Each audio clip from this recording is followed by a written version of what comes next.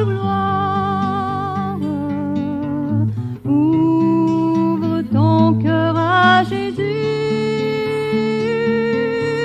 Laisse entrer le roi de gloire.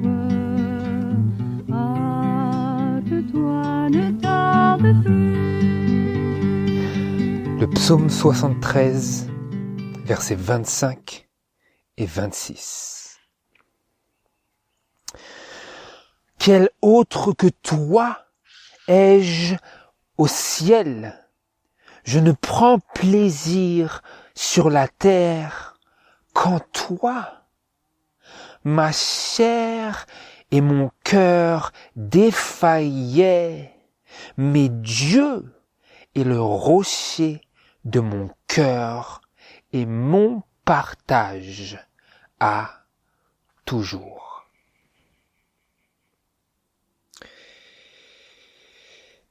Ma chair et mon cœur défaillaient, mais Dieu est le rocher de mon cœur. Bonjour à tous frères et sœurs, aujourd'hui on veut examiner et on veut plonger nos regards affectifs dans la parole de Dieu pour comprendre comment, dans quelles circonstances, dans quelle disposition de nos cœurs est-ce que nous pourrons exprimer avec ferveur et dévotion ces paroles que nous venons de lire et de méditer. Aujourd'hui, pour introduire notre méditation, ce que j'aimerais faire, c'est lire les paroles de l'inspiration dans le livre Conquérant Pacifique à la page 466 et au paragraphe 3,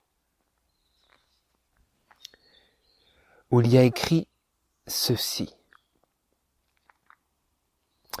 L'apôtre exhortait les chrétiens à étudier les Écritures afin que, par une bonne compréhension de celles-ci, ils puissent édifier une œuvre solide pour l'éternité. Pierre savait que pour obtenir la victoire finale, tout croyant aurait à faire face à des luttes et à des tribulations, mais il savait aussi qu'une compréhension des Écritures apporterait à celui qui passerait par la tentation des promesses qui consoleraient son cœur et raffermiraient sa foi au Tout-Puissant.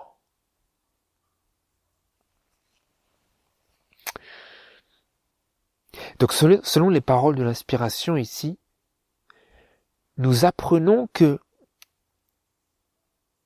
le croyant en Jésus-Christ, tel que l'apôtre Pierre l'a vu sous l'inspiration, aurait à faire face à des luttes et à des tribulations. Mais il savait aussi qu'une compréhension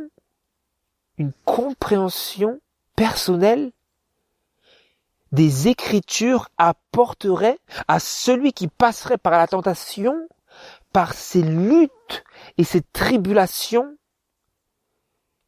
qui apporterait à cette personne des promesses qui consoleraient son cœur et raffermirait sa foi au Tout-Puissant.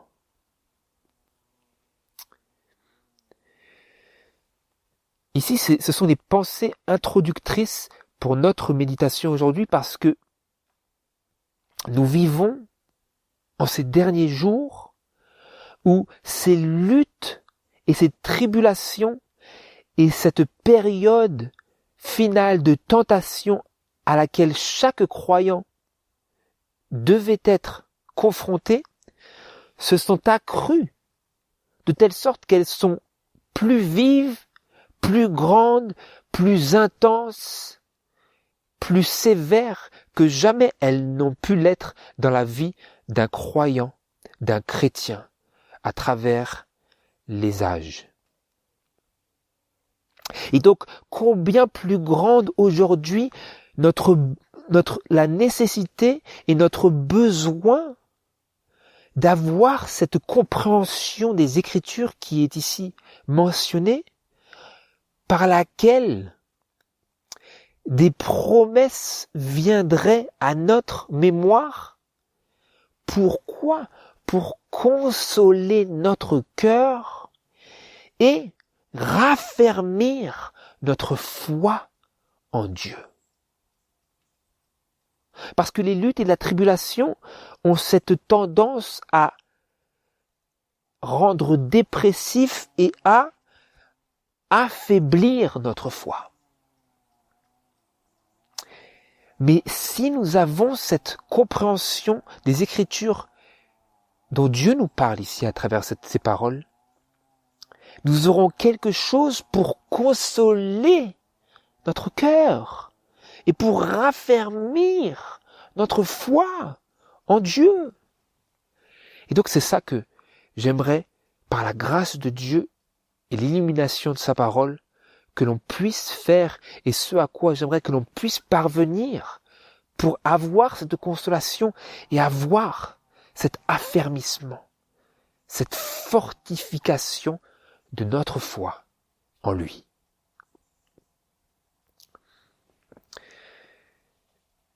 Et maintenant, j'aimerais vous présenter quelques faits, quelques réalités vers lesquelles on a besoin que notre attention soit dirigée, et c'est ceci. Aussi difficile que cela puisse être de le réaliser vraiment et de l'accepter entièrement, nous, frères et sœurs, nous vivons aujourd'hui à la fin de l'histoire de cette terre. Nous, aujourd'hui, nous vivons à la fin de l'histoire de cette terre. Aussi difficile que cela puisse être de l'accepter, c'est la réalité. Et réfléchissez avec moi, pour tout homme et pour toute femme vivant aujourd'hui dans ce monde, cette réalité-là, que nous vivons à la fin de l'histoire de cette terre, et l'admission de cette vérité est un vrai défi pour nous aujourd'hui. Pour tout homme et toute femme qui professe une foi en Jésus-Christ, sans parler d'une personne qui ne professe pas une foi en Jésus-Christ. Combien plus grand est ce défi, mais même pour nous, croyants, faisant profession de foi au message des 3 anges d'Apocalypse chapitre 14, pour nous-mêmes, cette vérité de la fin de l'histoire de cette terre et l'admission, admettre cette vérité est un vrai défi. C'est un défi parce que il est possible pour l'homme déchu et charnel, il est quand même possible de professer une foi haute et élevée tout en maintenant une pratique basse et qui ne correspond pas avec cette profession. C'est pour ça que c'est un vrai défi d'accepter cette réalité entièrement et vraiment, véritablement dans nos cœurs d'une manière qui puisse nous faire exprimer avec une ferveur sincère les paroles de notre lecture biblique. Que Dieu est quoi ? Le rocher de mon cœur. Nous pouvons dire ces choses, mais ce que nous voulons, c'est croire ces choses, être convaincus de cela, et que cela consolent nos cœurs et raffermissent notre foi en lui. Et tout ce que cela implique. Et donc, c'est très souvent notre réticence à épouser de tout cœur cette réalité dont je viens de vous parler et à agir en conséquence qui nous expose à de si cruelles déceptions, à de si cruelles angoisses et épreuves. Notre réticence à accepter ce fait monumental, colossal, que nous vivons aujourd'hui à la fin de la fin. Parce que comme nous savons en tant qu'adventistes du 7e jour, nous sommes conscients que le temps de la fin a commencé en 1798, lorsque la papauté a reçu cette plaie mortelle dont il est question dans Apocalypse chapitre 13. Nous savons cela, nous sommes conscients que cette période de suprématie papale a pris fin à cette date, lorsque le général Berthier, sous le règne de l'empereur Napoléon, a infligé cette blessure en prenant captif le pape et le sortant de l'Italie. Nous sommes conscients de cette réalité, mais aujourd'hui, nous sommes bien loin au-delà de ces moments-là. De telle sorte que nous sommes maintenant à la fin de ce temps de la fin. Et j'aimerais, pour fortifier cela et souligner cela davantage, utiliser les paroles mêmes de l'inspiration dans cette déclaration que nous trouvons dans Counsels on Health à la page 415 et au paragraphe 2. Nous vivons en des temps périlleux qui devraient susciter la crainte dans tous les cœurs. Nombreux sont ceux que nous voyons s'égarer dans le labyrinthe du scepticisme. Les raisons de cet égarement sont l'ignorance, l'orgueil et un caractère imparfait. L'humilité est en effet une leçon difficile à apprendre pour l'homme déchu. Il existe quelque chose dans le cœur humain qui se soulève contre les vérités inspirées sur les sujets qui concernent Dieu et le pécheur, la transgression de la loi divine et le pardon par les mérites de Christ. Nous vivons en ces temps-là. Est-ce que vous reconnaissez cette réalité qui est exprimée dans cette citation? Des temps périlleux qui devraient susciter la crainte dans tous les cœurs, mais qui, au lieu de cela, font naître quoi? Le scepticisme. Et que fait ce scepticisme? Il encourage une ignorance, un orgueil et un caractère imparfait. Comme nous le lisons ici, l'humilité est en effet une leçon difficile à apprendre pour un homme, pour l'homme déchu. L'humilité de se soumettre à la parole de Dieu. Parce que quoi? De nature, qu'existe-t-il dans l'homme?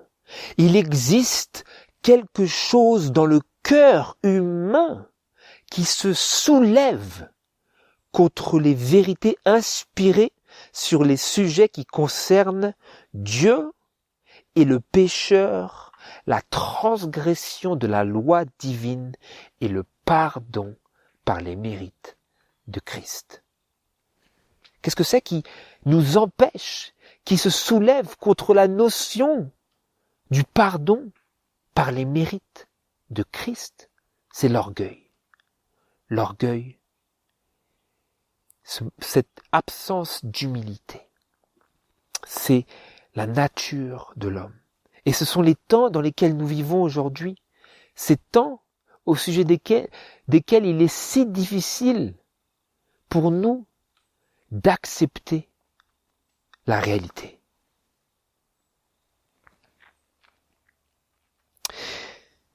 Et donc, lié à tout ça maintenant, il y a des réflexions existentielles qui se trament dans le cœur et les pensées de l'homme qui est éprouvé et qui est tenté, comme nous l'avons lu. Parce que chaque croyant, pour arriver à la victoire finale, aurait à affronter quoi? Des luttes et des tribulations. Et aurait besoin de quoi? Une compréhension des Écritures pour, lorsqu'il est confronté à la tentation, pouvoir recevoir des promesses pour consoler son cœur et raffermir sa foi en Dieu. Et c'est ici, dans le psaume 73, les expressions qui trouveront peut-être un écho dans notre propre cœur à mesure que nous sommes confrontés à cette période tumultueuse et éprouvante de la fin, du temps de la fin. On lit ici dans le psaume 73 à partir du verset 1. Oui, Dieu est bon pour Israël, pour ceux qui ont le cœur pur. Pour moi, le pied m'a presque manqué, et peu s'en est fallu que mes pas n'aient glissé, car j'ai porté envie aux insensés, voyant la prospérité des méchants, car ils ne sont point liés jusqu'à leur mort, et leur force est en son entier. Quand les mortels sont en peine, ils n'y sont point, ils ne sont point frappés avec les humains. Donc vous voyez, le psalmiste ici, il était confronté à une lutte à l'intérieur. Une lutte où lui-même, serviteur de Dieu, lui-même enfant de Dieu par la foi, remettait en question la validité de sa propre position. Pourquoi? Parce qu'il voyait que les insensés, les méchants prospéraient. Et il disait, le pied m'a presque manqué à cause de cela, car ils ne sont point liés jusqu'à leur mort, et leur force est en son entier. Donc, il croit en Dieu, il croit que Dieu bénit le juste, mais il voit, ou il lui semble voir que Dieu est aussi en train de bénir le méchant. Donc il ne comprend pas, il est troublé, il se pose la question. Il se trame à l'intérieur de lui des réflexions existentielles. Simplement ici, ce ne sont pas n'importe quelles réflexions, ce sont les réflexions inspirées par l'Esprit de Dieu et auxquelles Dieu va lui-même apporter la réponse à la suite. Donc on continue. Quand les mortels sont en peine, ils n'y sont point. Ils ne sont point frappés avec les humains. C'est pourquoi l'orgueil les entoure comme un collier, la violence les couvre comme un vêtement. Leurs yeux sont enflés à force d'embonpoint. Les désirs de leur cœur se font jour. Ils sont moqueurs et parlent méchamment d'opprimés. Ils parlent avec hauteur. Ils portent leur bouche jusqu'au ciel et leur langue parcourt la terre. Donc voilà l'image, le tableau qui se présente ici aux croyants. c'est que le méchant prospère et qu'il ne lui arrive rien. Et c'est ce genre de choses qui suscite la réflexion. Et aussi, ensuite, au verset 10, nous lisons « Aussi son peuple en revient à ceux-ci quand on leur fait boire les eaux amères en abondance, et ils disent « Comment Dieu connaîtrait-il et comment y aurait-il de la connaissance chez le Très-Haut? Voici, ceux-là sont des méchants et toujours heureux. Ils amassent des richesses. » Donc il a bien qualifié, il a bien défini de quelle personne il parle ici. Il parle des méchants et il les voit amassant des richesses et toujours heureux, ou comme c'est écrit dans la Bible King James, toujours dans la prospérité. Et donc, il dit, verset 13, « Certainement c'est en vain que j'ai purifié mon cœur et que j'ai lavé mes mains dans l'innocence. Car je suis frappé tous les jours et mon châtiment revient chaque matin.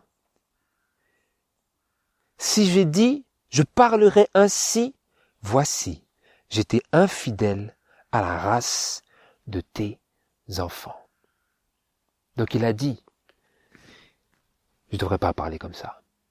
Pourquoi? C'est ça que l'on veut voir.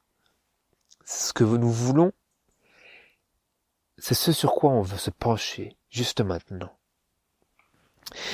Et juste en rapport avec ce verset 10, j'aimerais vous lire la version de la Bible Sassi pour le verset 10 et 11 qui nous donne une idée vraiment du sens, du vrai sens de ces paroles.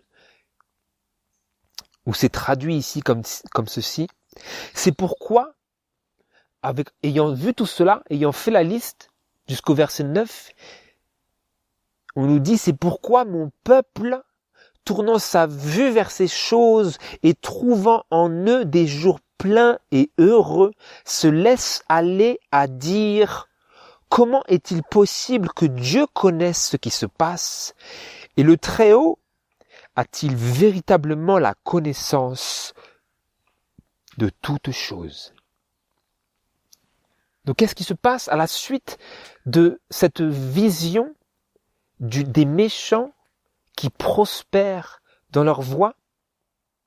Il dit, c'est pourquoi mon peuple, dit Dieu, tournant sa vue vers ces choses et trouvant en eux des jours pleins et heureux, se laisse aller à dire, comment est-il possible que Dieu connaisse ce qui se passe? Donc vous avez ici une vision qui n'est pas juste la vision des méchants, mais là une vision où même le peuple de Dieu est amené à se détourner du droit chemin à cause de ce qui semble être une incohérence et de ce qui jette la confusion dans le cœur du croyant, à cause de cette prospérité. Et donc, vis-à-vis de ces réalités, maintenant, on veut se tourner vers le livre Parabole de Jésus, à la page 148 et au paragraphe 5 et 6. La patience de Dieu est merveilleuse. La justice attend longtemps pendant que la miséricorde plaide avec le pécheur. Mais la justice et l'équité sont la base de son trône. Psaume 97, verset 2. L'Éternel est lent à la colère, mais il est grand en force. Et il ne tiendra nullement le coupable pour innocent.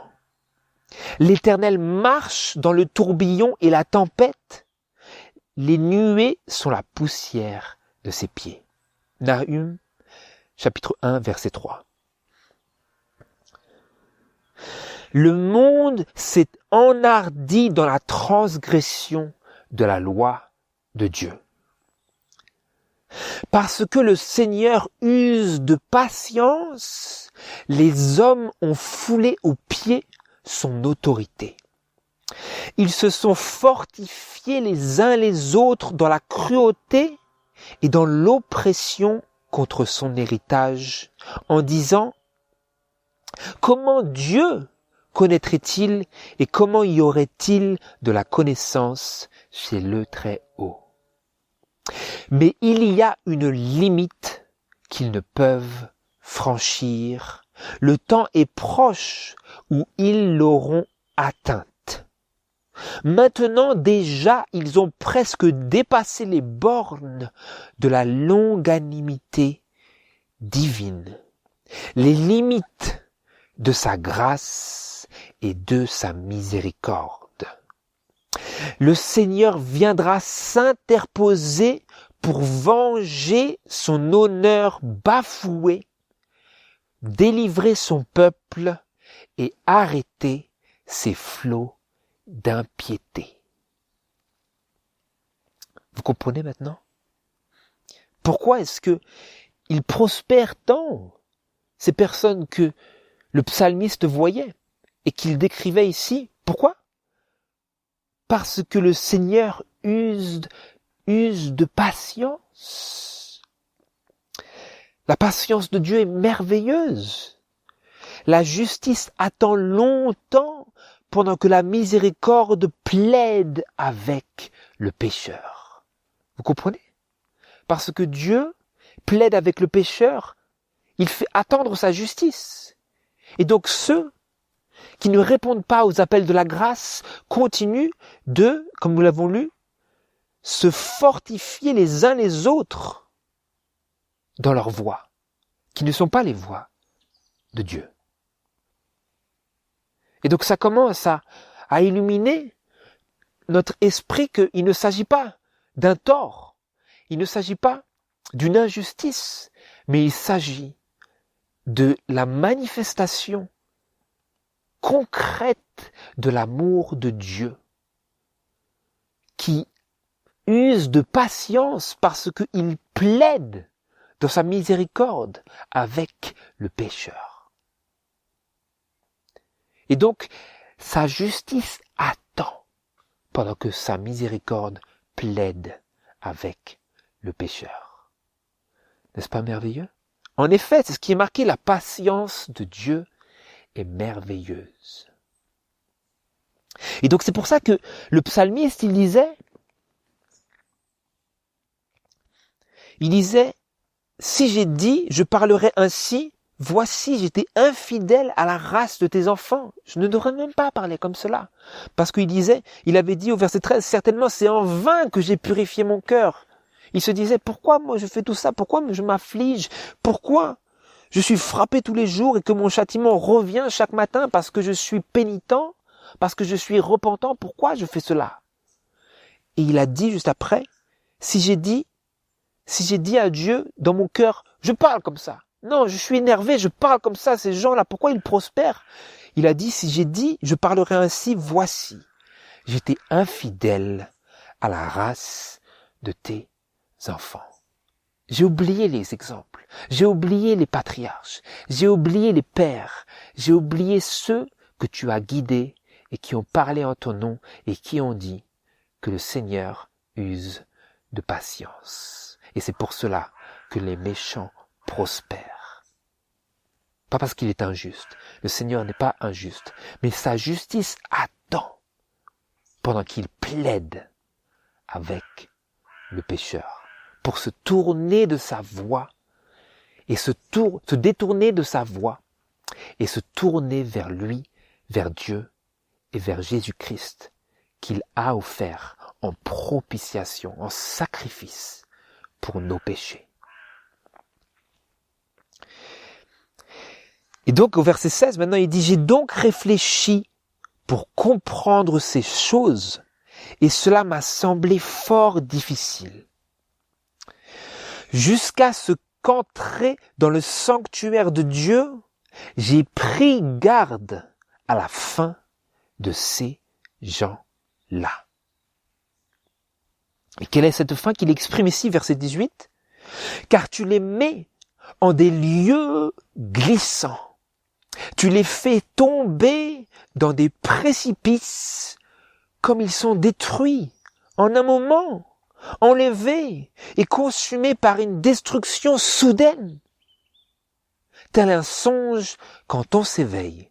Ainsi, Seigneur, à ton réveil, tu mets en mépris leur vaine apparence. Et vous voyez ici, il est en train de dire qu'il prospère, mais attention. Parce qu'en réalité, tu les mets dans des lieux glissants, mais lorsque tu les mets ainsi, ils sont détruits en un moment. Donc ils prospèrent jusqu'à ce que ce soit la fin. Et comme c'est écrit autre part, ils amassent des richesses pour les donner à ils ne savent pas qui. Après eux, leurs richesses prennent une fin. Et donc il dit, tel un songe quand on s'éveille, ainsi Seigneur, à ton réveil, tu mets en mépris leur vaine apparence. C'est un peu une image, Dieu ne dort jamais, il ne sommeille pas, le Dieu d'Israël. Mais c'est comme une image, c'est comme si un jour Dieu s'était endormi et le lendemain ils ne sont plus. C'est pour cela que leur prospérité est en réalité un danger. Et il disait, parce que d'où lui vient cette réalisation ? Au verset 17, il a dit il disait, cela m'a semblé fort difficile de comprendre cela jusqu'à ce qu'entré dans le sanctuaire de Dieu, j'ai pris garde à la fin de ces gens-là. Et qu'est-ce qu'il a reçu là-dedans ? Dans le sanctuaire de Dieu ? Si vous vous tournez vers le psaume 37, on y voit brièvement d'une manière très courte ce que le psalmiste a vu dans le sanctuaire de Dieu. Le psaume 37, verset 20. Car les méchants périront, et les ennemis de l'Éternel seront consumés comme la graisse des agneaux. Ils périront, ils s'en iront en fumée. Quelle est la fin de ces gens-là qu'il a discerné en entrant dans le sanctuaire de Dieu? Il a vu que les méchants périront, ils seront consumés comme la graisse des agneaux. Et donc, dans les services du sanctuaire, on apprend que sans effusion de sang, il n'y a point de pardon. Si vous lisez tous les rites qui étaient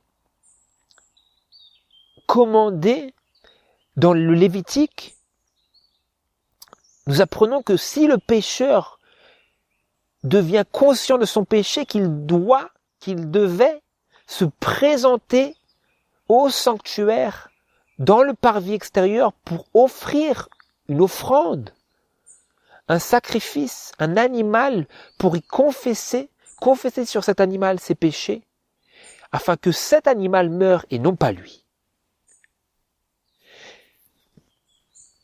Et nous apprenons aussi dans les services du sanctuaire que le salaire du péché, c'est la mort, mais que le don de Dieu, c'est la vie éternelle en Jésus-Christ, notre Seigneur. Comme c'est écrit dans Romains chapitre 6, verset 23.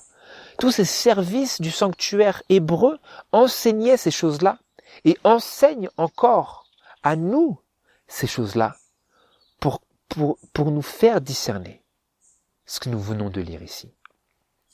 Que le salaire du péché, c'est la mort. Et que si nous ne plaçons pas notre foi en Dieu, si nous ne dépendons pas des mérites de Christ pour effacer nos péchés? Le salaire de notre péché, c'est la mort. Et la personne qui n'a pas cette foi salvatrice, elle sera consumée comme la graisse des agneaux. C'est-à-dire que son péché la mènera à la mort. Mais le don de Dieu, c'est la vie éternelle en Jésus-Christ, notre Seigneur. Le don de Dieu, c'est que nous venions à l'autel et que nous confessions nos péchés sur cette victime expiatoire et que nous recevions la consolation. Et que, en faisant ceci, nous soyons assurés que notre foi soit affermie dans le fait que Dieu saura récompenser par son amour ceux qui suivent la voie qu'il a lui-même tracée dans les services du sanctuaire, qui n'était qu'une représentation symbolique de ce que Jésus est pour nous. En tant que victime et en tant que prêtre. Et il continue le psalmiste au verset 21 du psaume 73 en disant ceci. Quand mon cœur s'aigrissait ainsi et que je me tourmentais en moi-même, alors j'étais abruti et sans connaissance. J'étais devant toi comme les bêtes. Donc il est en train de faire une rétrospection ici. Et réfléchissez avec moi. Est-ce que ça vous est déjà arrivé de, peut-être pas en ces mêmes paroles, peut-être pas avec ces mêmes expressions, mais en réalité votre expérience est contenue dans ce psaume. Et vous avez considéré ces personnes. Vous avez considéré qu'il vous semble qu'elles soient toujours heureuses tout en amassant des richesses.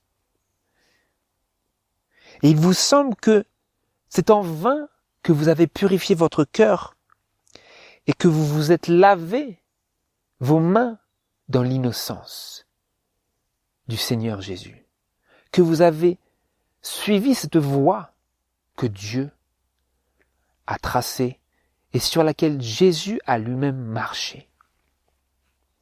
Il vous a peut-être semblé que votre châtiment revenait chaque matin, mais que ces personnes-là prospéraient et que leur position, et leur expérience et leur vie étaient une chose à désirer. C'est une chose, frères et sœurs, de se présenter chaque sabbat dans un édifice pour adorer Dieu. C'est une chose d'ornementer, pour ainsi dire, de s'habiller proprement à la gloire de Dieu et de venir adorer avec des personnes de la même foi.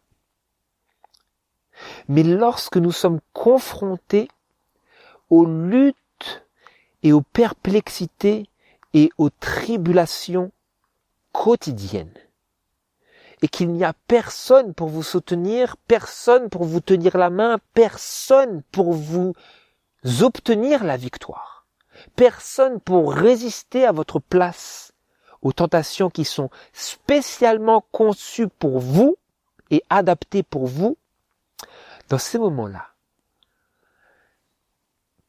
réalisez-vous, est-ce que nous réalisons que nous avons besoin d'accepter d'être confrontés aux dures réalités dans lesquelles il nous faut obtenir la victoire. Et pour obtenir la victoire, comment allons-nous faire?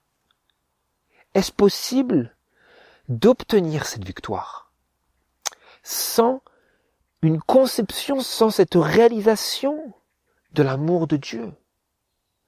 Est-ce que vous aurez la motivation, l'énergie suffisante dans à l'intérieur de vous-même une émotion, des affections divines pour surmonter ces tentations?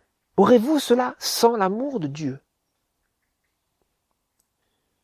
Donc la raison pour laquelle j'attire votre attention sur ces choses, c'est que on veut vraiment recevoir la leçon de cela. Et j'aimerais lire cette déclaration de l'esprit de prophétie dans la Review and Herald du 18 janvier 1906 au paragraphe 9 qui exprime mieux que je pourrais le faire cette nécessité de pouvoir discerner entre cette prospérité que nous avons vue et le don de Dieu et ce qui est attaché à cela. Je lis ici. Il existe aujourd'hui le même danger de confondre la prospérité terrestre avec la faveur du ciel. La prospérité qui accompagne souvent pour un temps ceux qui se détournent d'un clair, ainsi dit l'Éternel, pour suivre un sentier de leur propre choix, n'est pas une assurance de l'approbation divine. Quoi? Donc cette prospérité qui les accompagne, ces personnes qui se détournent de ce que Dieu a dit, qu'est-ce que c'est? Ce n'est pas une assurance de l'approbation divine. Il peut sembler qu'ils soient prospérés par une main céleste, mais non, ce n'est pas un signe de cela. Les hommes l'interprètent peut-être ainsi, mais ce n'est en aucun cas un signe que la bénédiction de Dieu repose sur eux. Est-ce que vous avez déjà vu des grands évangélistes qui ont l'air vraiment d'être bénis de Dieu par les moyens, les capacités, les édifices, toutes sortes de choses qui vous laissent penser que peut-être Dieu est derrière tout cela. Parce que ils ont beaucoup de prospérité financière et d'influence. Mais ce n'est pas un signe, une assurance de l'approbation divine. Les hommes l'interprètent peut-être ainsi. Les hommes pensent peut-être que si cette personne a une telle grande influence, si cette personne a produit tant de messages, si cette personne est si connue, c'est que Dieu doit être derrière cela. Mais ce n'est pas le cas. Ce n'est pas une assurance de l'approbation divine que ces personnes prospèrent. Vous comprenez? Ce n'est en aucun cas un signe que la bénédiction de Dieu repose sur eux. Qu'est-ce qui est un signe que la bénédiction de Dieu repose sur quelqu'un? Est-ce que c'est le fait qu'ils prospèrent financièrement? Est-ce que c'est le fait que leur influence soit élargie? Selon ce qui est écrit, ce n'est pas cela. Ce n'est pas un signe. Que tous tirent une leçon de l'expérience de Salomon. Quoiqu'il ait enfreint un clerc, ainsi dit l'Éternel. Combien de ainsi dit l'Éternel a-t-il enfreint? Combien? Autant qu'il avait de femmes, autant qu'il avait de concubines.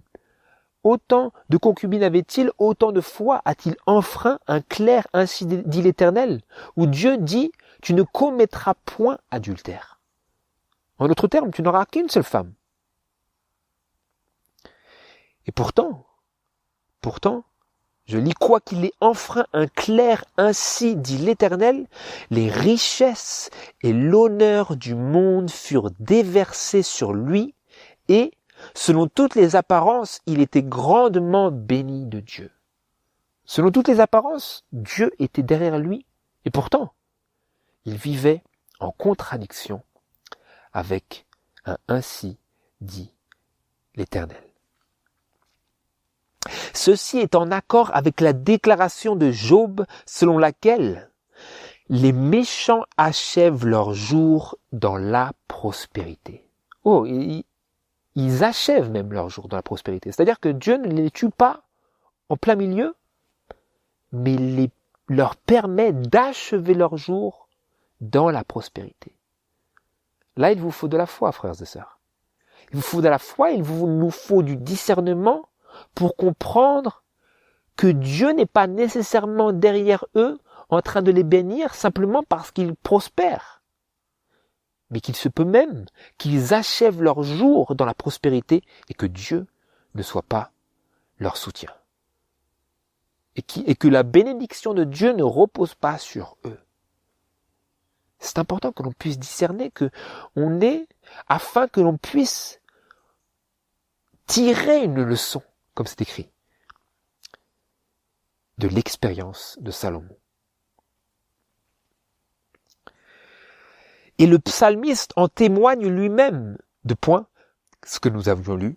Pour moi, le pied m'a presque manqué, et peu s'en est fallu que mes pas n'aient glissé, car j'ai porté envie aux insensés, voyant la prospérité des méchants.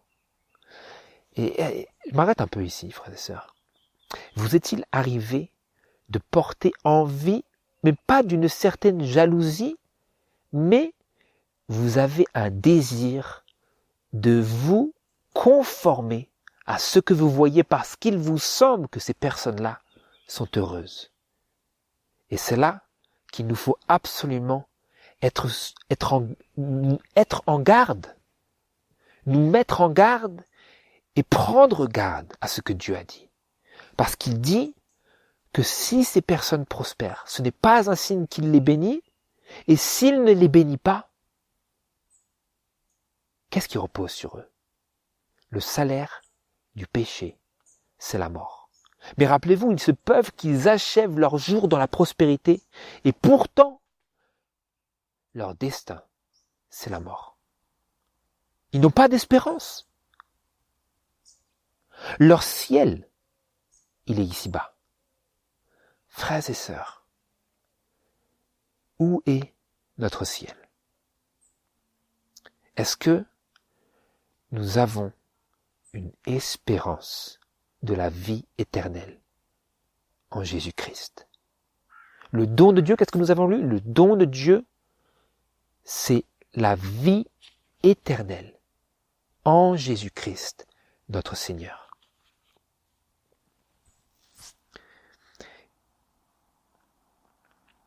Et donc, maintenant, on veut poursuivre dans ce psaume 73, ce fameux psaume. Et cette fois-ci, on se tourne au verset 23 et 24. Donc il disait au verset 21, « Quand mon cœur s'aigrissait ainsi à la vue de ces méchants qui prospèrent, et que je me tourmentais en moi-même, » il se tourmentait, ça le tourmentait. Il se tourmentait parce qu'il voulait être heureux. Mais il était chagriné, il sentait un châtiment qui revenait chaque matin parce qu'il voulait être en harmonie avec Dieu, mais qu'il voyait ces personnes qui sont heureux. Et donc il était tourmenté, ballotté, ça et là, entre deux opinions pour ainsi dire, entre deux désirs. Un désir d'être avec Dieu et un désir d'avoir ce qu'eux ils ont. Et donc il disait, quand mon cœur s'aigrissait ainsi et que je me tourmentais en moi-même, alors j'étais abruti. Qu'est-ce qu'il dit? Quand je pensais comme cela, quand j'enviais ceux qui sont insensés, je vois qu'ils sont insensés, ils ne réfléchissent pas selon la parole de Dieu, mais pourtant je les envie. Quand il pensait comme ça, qu'est-ce que c'était? Il disait, alors j'étais abruti et sans connaissance. Vous comprenez, frères et sœurs? Il est possible que nous, croyants, chrétiens, étant nés de nouveau, nous ne soyons pas nés de nouveau à l'heure actuelle. Et donc, il est possible que dans notre raisonnement, nous commençons à devenir abrutis et sans connaissance, en raisonnant d'une manière qui n'est pas en harmonie avec la parole de Dieu, mais qui est née des désirs, des ambitions de la chair, que nous n'arrivons pas à distinguer des aspirations de l'esprit en nous, qui est Jésus-Christ, l'espérance de la gloire. Quelle est l'espérance? Quand Jésus entre dans mon cœur, quelle est mon espérance? L'espérance de la gloire.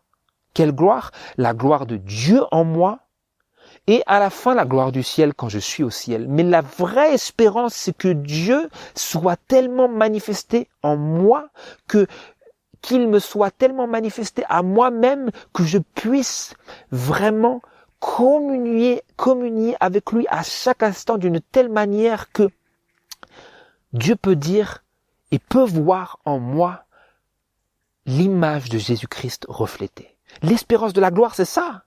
Et donc, vous voyez complètement, c'est à des années-lumière des ambitions de la chair, des ambitions terrestres qui ne trouvent un assouvissement que pour un temps et puis après, poum, la mort.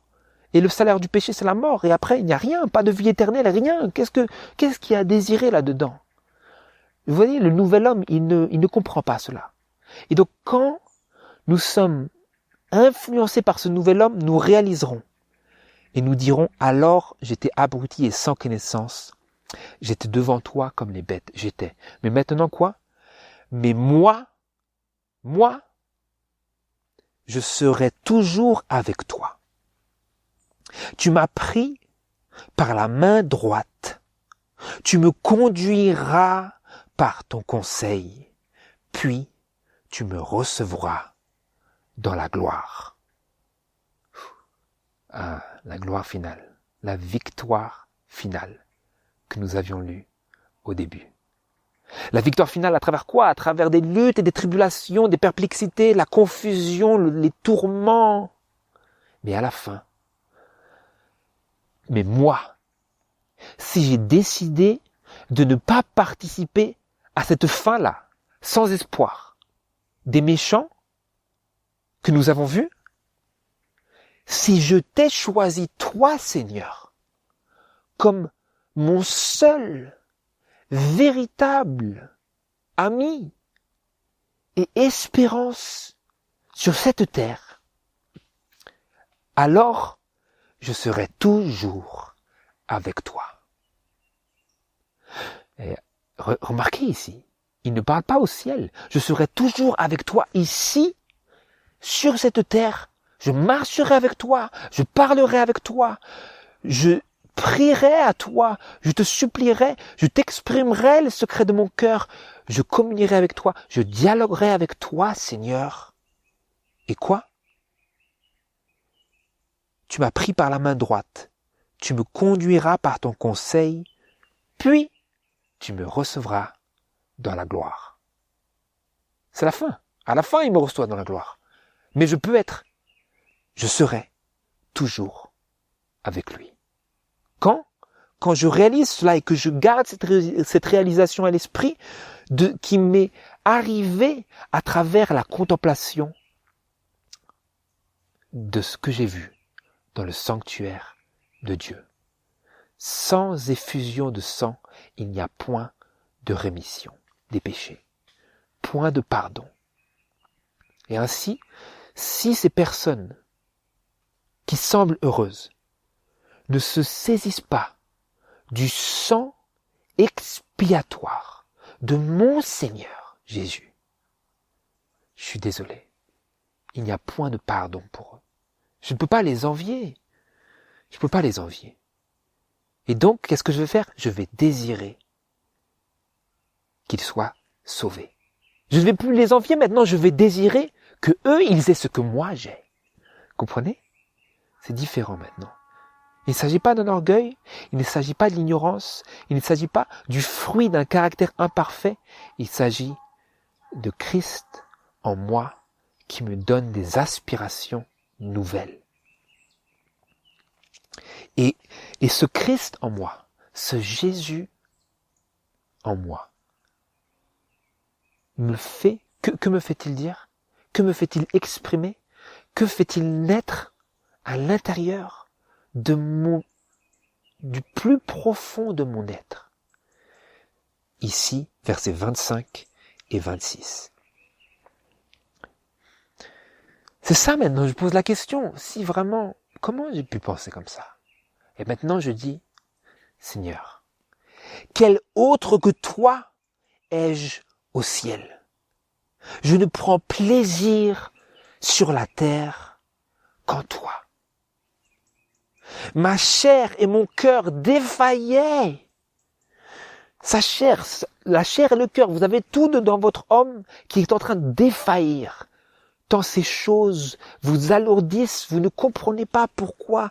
Et il vous semble que toutes vos espérances soient détruites, chavirées, frustrées, abattues. Ma chair et mon cœur défaillaient. Il s'agit vraiment d'une intensité de déception qui n'est compréhensible qu'à Dieu. Compréhensible qu'à Dieu. Qu'est-ce qu'il disait Jésus sur la croix? Mon Dieu, pourquoi m'as-tu abandonné? Vous croyez qu'il ressentait ça, Jésus? Ma chair et mon cœur défaillaient. Mais, maintenant quoi? Quoi maintenant? Ça c'était avant. J'ai eu cette expérience éprouvante, agonisante. Et maintenant, j'ai réfléchi. Dieu m'a donné son esprit. J'ai reçu, accepté les pensées qui sont de Dieu et qui sont élevées au-dessus de mes pensées comme le ciel est élevé au-dessus de la terre. Et qu'est-ce qu'il a fait naître en mon cœur? Mais quoi maintenant? Dieu est le rocher de mon cœur. Rocher de mon cœur. Et mon partage à toujours. Ça fait penser à quelque chose, ça. Mon partage à toujours. Qu'est-ce qui était censé être le partage des enfants d'Israël? La terre promise, n'est-ce pas? Mais pas la terre promise maintenant, la Palestine, qui est maudite, qui est vouée à la destruction, mais la terre promise telle qu'elle sera, quand Dieu aura renouvelé cette terre, après les 1000 ans et après le grand jugement. Et ici, maintenant déjà, Jésus, Dieu, est le rocher de mon cœur et mon partage à toujours. Il est le début du ciel pour moi. Il est le début du ciel pour moi, ici-bas, lorsque je fais cette réalisation et que je m'engage avec lui dans cette admission que nous vivons à la fin. Seigneur, maintenant, c'est la dernière ligne droite. Et les tentations ne cessent de vouloir accaparer mes affections. Mais qu'est-ce que je dis à chaque fois? Dieu est le rocher de mon cœur. De quoi? Vous êtes tenté de placer vos affections sur le rocher d'une ambition, sur cet appui d'une espérance, cet appui d'une attente. Mais non. Maintenant, mon cœur dira, Seigneur, c'est toi, Seigneur, le rocher de mon cœur. Comprenez? Maintenant, c'est mes affections qui vont plonger leurs racines en Jésus-Christ. Et lorsque je suis tenté de ressortir ces racines et de m'agripper un peu comme le font les sarments de la vigne à la terre, non, je les lève vers le ciel. À Dieu, je lui dis, Seigneur, c'est toi le rocher de mon cœur et mon partage à toujours. Là, c'est plus simplement juste maintenant, mais mon partage à toujours. Donc vous êtes en train de vous saisir par la foi de ce qu'il a promis. Ce que nous voulions, des promesses qui consolent notre cœur et raffermissent notre foi en Dieu Tout-Puissant. Et j'aimerais maintenant lire une citation de l'Esprit de prophétie encore une fois, et elle se trouve dans Testimonies for the Church, à la page 129 et au paragraphe 1, où je lis ceci. soit que nous mangions, soit que nous buvions, ou que nous fassions quelque autre chose, nous avons pour instruction de faire tout pour la gloire de Dieu. Combien ont consciencieusement agi par principe plutôt que par impulsion et ont obéi à ce commandement à la lettre. Combien? Est-ce que vous avez fait cela? Avons-nous agi par principe ou par nos impulsions? Pour obéir à ce commandement qui dit quoi? Que nous fassions tout pour la gloire de Dieu. Que chacune de mes actions reflète la gloire, le caractère de mon Père qui est aux cieux. Et donc elle pose la question, combien on fait cela? Combien ont consciencieusement agi par principe, plutôt que par impulsion et ont obéi à ce commandement à la lettre? Combien parmi les jeunes disciples à Blanc ont fait de Dieu leur confiance et leur partage et ont sérieusement cherché à connaître et à faire sa volonté? Il en est plusieurs qui sont serviteurs de Christ, de nom, mais qui ne le sont pas en vérité. Là où les principes religieux gouvernent, le danger de commettre de grandes fautes est moindre, car l'égoïsme, qui menace toujours d'aveugler et de tromper, est subordonné. Le désir sincère de faire du bien aux autres, prédomine tellement que le moi est oublié. Posséder de fermes principes religieux est un trésor inestimable. C'est l'influence la plus pure, la plus grande et la plus élevée que des hommes mortels puissent posséder. Ceux qui la détiennent ont une ancre pour leur âme. Ils considèrent attentivement chaque action de peur qu'elle n'ait un effet préjudiciable sur d'autres âmes et les détournent ainsi de Christ. La question constante de leur cœur est « Seigneur ». Relevez avec moi ici. La question constante de notre cœur lorsque nous serons gouvernés par les principes religieux, que nous posséderons de fermes principes religieux qui sont un trésor inestimable. Quelle sera la question constante de notre cœur?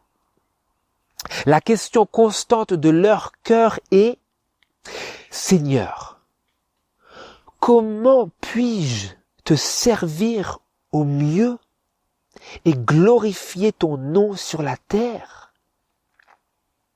Comment dirigerai-je ma vie afin de faire de ton nom un sujet de louange sur la terre et amener d'autres à t'aimer, te servir et t'honorer? Puissais-je ne désirer et ne choisir que ta volonté?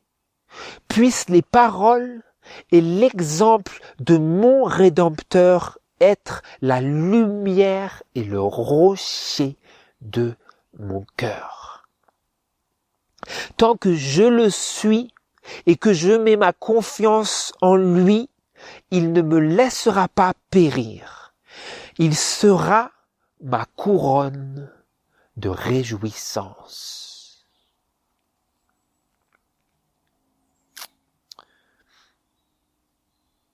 Qu'est-ce qui sera le rocher de mon cœur? Ma demande à Dieu, ça sera: puissent les paroles et l'exemple de mon Rédempteur être la lumière et le rocher de mon cœur. Et donc, on a ces paroles-là qui nous disent, dans le psaume 56, verset 4, qui nous disent ce qu'il nous faut faire lorsque nous sommes tentés. Lorsque nous sommes tentés de craindre que nous allons passer à côté du bonheur, que nous allons passer à côté de la prospérité. Qu'est-ce que c'est? Le psaume 56 au verset 4. Le jour où je craindrai, je me confierai en toi. J'aime contempler ces choses ici, frères et sœurs, avec moi. Est-ce que vous avez réalisé que dans le cœur de chacun d'entre nous, il y a sans cesse, un élan pour placer nos émotions et nos meilleures affections et notre attente et notre espérance sur quelque chose. Est-ce que vous avez réalisé cela? Et si nous ne marchons pas selon l'esprit, si nous sommes comme le psalmiste l'exprimait lorsqu'il voyait les méchants prospérer et qu'il désirait être comme eux, dans une certaine mesure, être comme eux, profiter de ce dont ils profitent. Si nous sommes animés de tels sentiments, eh bien ce qui va se passer, c'est que lorsque nous craindrons, lorsque notre cœur commence à défaillir, parce que la chair n'est pas satisfaite, et donc la chair défaillit, parce que vous vivez selon l'esprit. Et lorsque nous cessons cela, que nous sommes tentés de vivre selon la chair, nous serons en danger de placer nos affections sur un objet terrestre, sur peut-être une personne sur la terre, peut-être même une personne qui n'a pas reçu le pardon qui se trouve en Jésus-Christ. Et qu'est-ce que nous ferons ici, selon ce qui est écrit, lorsque nous craignons comme ça, de pas trouver le bonheur, ne pas avoir ces choses que nous voulons, qu'est-ce que nous ferons? Si nous marchons selon l'esprit, et que si nous cherchons et faisons la volonté de Dieu, nous nous confierons en lui. Et quel est l'équivalent de cela? Ma chair et mon cœur défaillaient, mais Dieu est le rocher de mon cœur. Donc lorsque ma chair et mon cœur défaillent parce que je marche sur le sentier étroit sur lequel Jésus a appelé ses disciples, que ferai-je? Le jour où je craindrai, je me confierai en toi. Le jour où je crains, le jour où ma chair et mon cœur défaillent à l'intérieur de moi, me faisant désirer ce que je n'ai pas, et qui me semble peut-être être le seul moyen d'obtenir le bonheur, qu'est-ce que je ferai? Je me confierai en Dieu. Je me confierai en lui, et je ferai de lui, qu'est-ce que nous avons lu? Je ferai de lui ma confiance et mon partage. C'est ça maintenant. Faire de Dieu notre confiance. Et donc, maintenant, lisons verset 27. Car voici, ceux qui s'éloignent de toi périront. Tu retranches tous ceux qui se détournent de toi. Mais pour moi, m'approcher de Dieu, c'est mon bien. J'ai placé mon refuge dans le Seigneur l'Éternel afin de raconter toutes tes œuvres. C'est très important maintenant. Voyez, de nombreuses choses pourraient représenter pour moi un bien, comme nous l'avons vu. Pourraient représenter pour moi un refuge, pour mon cœur, pour mes affections. De nombreuses choses. De nombreuses personnes pourraient représenter pour moi cet objet sur lequel vont se concentrer mes affections. Mais non. Beaucoup de choses pourraient représenter pour moi une espérance de partage, une espérance de postérité même. Beaucoup de choses. Mais ma foi, qu'est-ce qu'elle fait? Ma foi se saisit de l'amour compatissant de Dieu en Jésus-Christ. Et je peux dire, de mon cœur, mais pour moi, m'approcher de Dieu, c'est mon bien. C'est quoi? Un inestimable trésor, nous l'avons lu, non? Qu'est-ce que c'est? J'y reviens. Posséder de fermes principes religieux est un trésor inestimable. C'est l'influence. Ah, qu'est-ce que ça fait quand vous possédez de fermes principes religieux? Pas du légalisme. On parle ici d'une relation intime où Jésus est le rocher de mon cœur. Et il fait naître en moi une motivation pour épouser et maintenir de fermes principes religieux. Et qu'est-ce que c'est? C'est une influence. C'est l'influence la plus pure, la plus grande et la plus élevée que des hommes mortels puissent posséder. Vous voulez avoir une influence dans le monde? Nous avons exploré la marche à suivre. Il s'agit du rocher de mon cœur. Il s'agit de faire de Jésus-Christ le rocher de mon cœur, de le prendre, de faire de lui ma confiance et mon partage. Et donc, des personnes, elles amassent les richesses. Ou, attention, peut-être qu'elles amassent les richesses affectives même. Elles amassent des relations. Elles amassent des cercles d'influence. Mais elles ne sont pas couvertes par l'amour, le grand amour de Dieu. Et donc, vais-je désirer ce qu'elles ont? Non. Je vais désirer qu'elles aient ce que Dieu m'a donné. Qu'est-ce qu'il m'a donné?